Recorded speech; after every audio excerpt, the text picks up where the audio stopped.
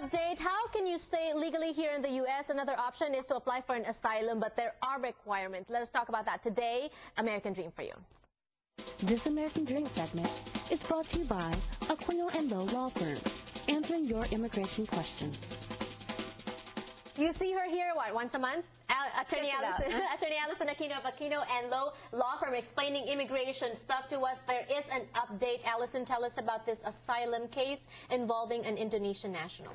Yes, there was a case recently that involved an Indonesian man who's homosexual, and he had applied for asylum in order to remain here in the United States because he feared returning back to Indonesia because of his homosexuality. And this is definitely a sad story. Let's take a look at this.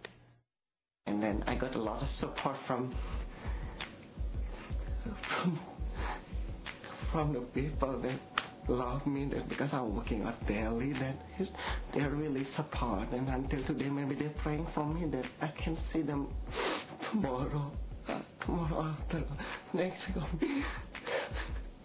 What is sad about this, Ali, is you really see the emotion in him. But the problem is, has his petition been denied? His application has been denied, and he has filed an appeal. Why is that? Why do they deny? Well, there are, as you point out, specific requirements for being granted asylum. And sometimes it's difficult to prove.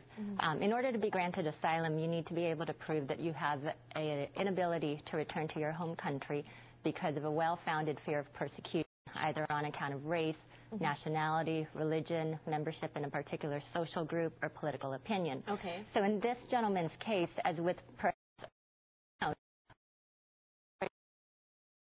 because here in the States live right. However, going back is that live that life any longer, and he would have to hide the fact that he's a homosexual.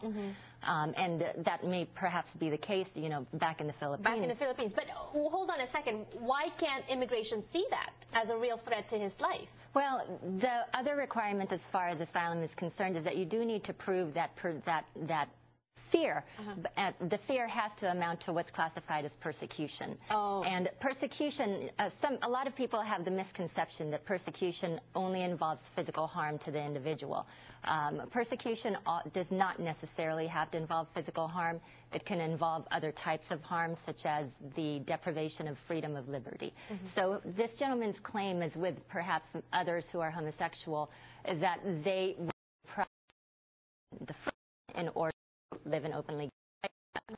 Unfortunately, that hasn't been in his case. And also, I guess one of the requirements is the individual has to prove that the government is unable to do something about the persecutors. Exactly. Yeah.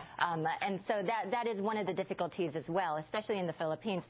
For example, if an individual is homosexual, they have to prove that the Philippine government is unable to protect them and unable to assist them with being able to live the lifestyle that they want to live. And one difficulty also is, I think, another requirement.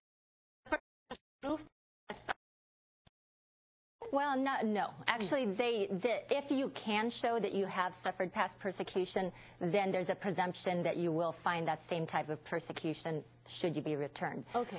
However, there's no requirement of actual past persecution. Another requirement, though, is it has to be filed within 1 year of entry to the U.S. Exactly. Okay. 1 year of entry to the U.S., but there are exceptions. Okay. So if an individual has not filed within that 1 year time, they can still file for asylum if they can show that there were extraordinary circumstances that prevented them from filing within that period of time, or if there were some type of changed circumstances that affect the basis for why they fear going back to the Philippines. Okay. As a lawyer, immigration